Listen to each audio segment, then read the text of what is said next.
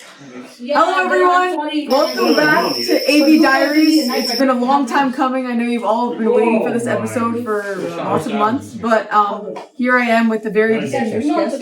Some of the chicken thing is I big. don't want to introduce myself. Okay, I'm here with my club coach, Justin. Now would you like to share a little bit about yourself? Sure. No.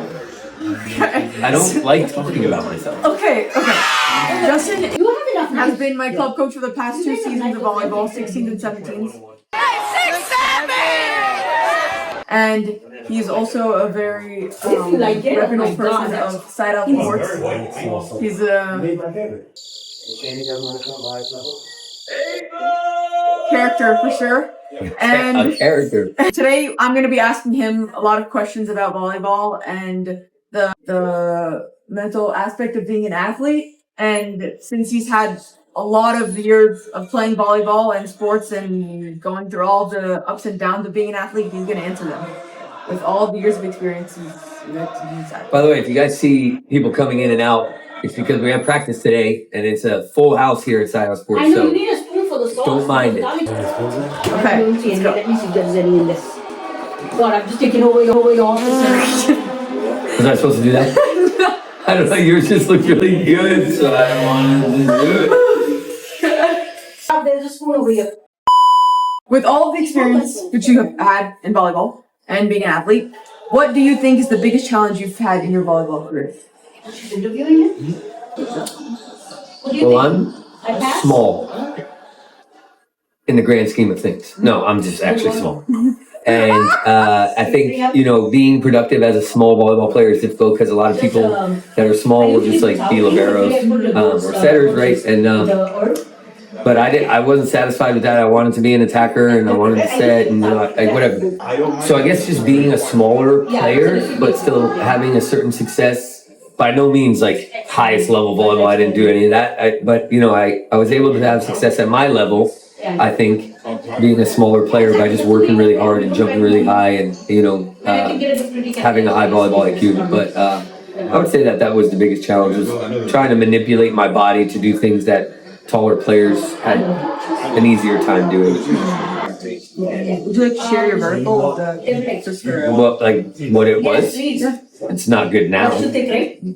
It's not good at all now. No, I think at my peak jump height, I was able to touch about 10 feet 8 inches, and I was able to jump like 43. Yeah. do you know how high LeBron jumps? LeBron James probably jumps about the same, but he's 6'8". So How many years did it take you to gain that leverage? you know what's funny? I wasn't a very athletic kid. Like my younger years, I wasn't super athletic. I was, I played multiple sports, but I wasn't like the quickest or the fastest. And I think right around 7th and 8th grade, my volleyball coach, Mike Soretta, shout out to Mike Soretta, he said, in order to have success in this sport, you're going to have to really, really work. And then I started playing high school basketball and everybody was dunking and I got jealous. And so I would say maybe around 14, 15 years old is when I really started running the stairs at the park, doing push-ups every day, and just started owning what my body was doing and started seeing a difference in that for sure, 14 or 15. What is the most important thing a coach has said to you still preach to this day? Oh, I'm not the house, you don't understand. I'm not being I have a couple. So it won't be the most important. Top 3. There's 2 things that you can always control, and that's your effort and your communication. You can always control those things. Special guest, Peyton Bradley. Say hello. Say hi. It's a video. No, you can go through. Yes, this will be a great blooper. Ow. So being able to control those 2 things at all times, I think automatically makes you a great teammate, and every coach wants to coach someone like that. So that was important. Hard work trumps talent most days. So, and I think I've sort of I don't know, lived my career by that, playing and coaching. You know, I haven't always been the most talented in the gym, but I've always tried to work the hardest. And then also, I think a month before Thanksgiving. a big one that a coach told me that resonates with me as a coach is that you can't coach every player the same. Someone cooked here. Everybody has different personalities and different things going on, and so you know some players can be coached really tough, and some players not as much. So I think about that all the time, and I try to coach everybody the same and hold everybody to the same standard, but it's really hard. So I think that's another one that I would think about right off the top of the dome. What is one thing that you would go back and change? Second round. Just yesterday, so I have 7 days off. More special guests. Hey, say hi to the camera. Video.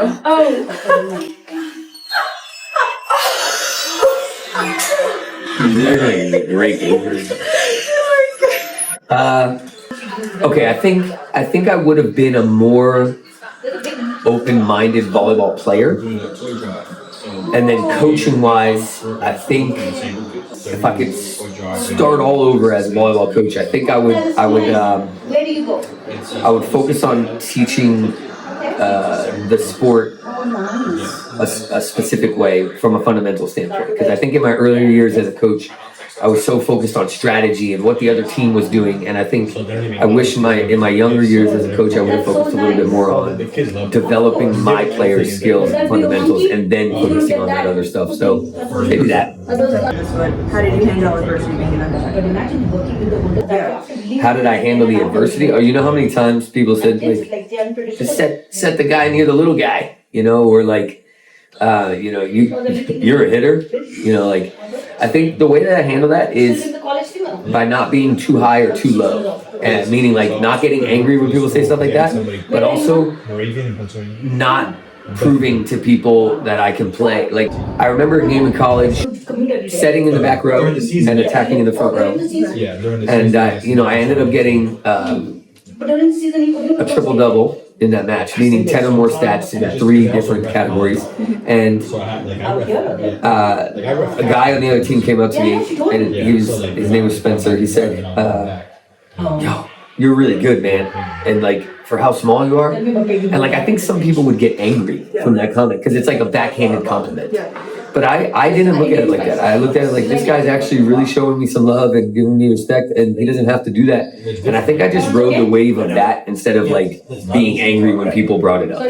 My whole life I've been told that I'm short. It's like when people say it to me now at my age, it's like really, you know, thanks. I know I'm short. I've lived with myself my whole life. But I think the adversity, being a small player, is just not care about it too much. You know, like don't care what other people think. And I know that sounds so cliche. No, Indian, you know what? Indian. Yeah. LAZ. Say hi, Meg, to the people. Is this a podcast? How did you know? But you know, Chicky becomes I don't know. I have Are you gonna say hi? She's not gonna say hi. She didn't say hi. He'll say hi. Hi. I can make it. It's not rocket science. I don't get to ask you any questions. You wanna ask me some questions? Yeah. Jesus, say hi. Hey, podcast. It's called Conversations with Coach. All right, I have 2 questions for you. How do you think the tournament went this weekend? I took everything. Don't answer yet. I'll let you think about it. And trying to wanting to get into this cooking thing, so I'm trying a lot more. what's one thing that you've learned about yourself while playing for me? Rocky cheddar I make to make my Profound. I stunned her. She's frozen, people. So I'll text you. you're Oh, happy holidays, by the way. moving in the Everybody. direction of being a personal This is a chef. Yeah, treat. that's what I I heard heard. you Yeah. something like 25 people. I'll keep you in mind. Yeah, please. Let One eternity later. I think the tournament whatever you want. went. I'll get the biryani. Well, you gotta tell everybody where the tournament was. Okay, yeah. So we went to the top series, winter top series, something in Albany, New York. It was a 2-day tournament, and I would say that I think we played selfishly because I think that we all worry more about our personal performance instead of how we can work together as a team. So it's like, I think we're worried about, okay, I can't mess this up, or okay, this can't happen, or else blah, blah, blah. I think that if we looked at the bigger picture and looked at the game as a whole and focused on bouncing off of each other's support more often, then we would do our job better. Second question. I think when I used to play volleyball before SOS, I was like, I need something more. The second that I came to SOS, it was like a whole different environment, and it was awesome and competitive. And I had no idea who Justin was or the kind of coach he was. And then when I started playing for him, I think in the first season, it took me a long time to get used to the feedback that I was getting, because instead of taking the feedback, I took the tone, and I think that affected me pretty negatively. But now it's just like over all the practices and all of like the harder criticism, right? The harder criticism that I had to receive, it slowly just started becoming like, okay, like if you don't get it now, you're never gonna get it. So you better just condition yourself to understand that it's not about how the message is being executed, it's more about just the message. And now I think I started to be better with that. I thought you did a good job with that, Ziggy. You made some aggressive errors, but they were aggressive finally. When I think before you were making tentative errors because you were afraid to make mistakes. Now you're like making mistakes because you're trying stuff, and that shows a huge level of growth. And I really like that. Even a couple sets to Adriel that you were trying, they were not well timed, but they were aggressive, and I understand why. And so I agree with you. I think that area is a huge area of growth. And for young athletes out there that might watch this, I think if you have a hard coach, don't worry about how the message is being delivered. Just focus on the message. I think this is a great lesson. So.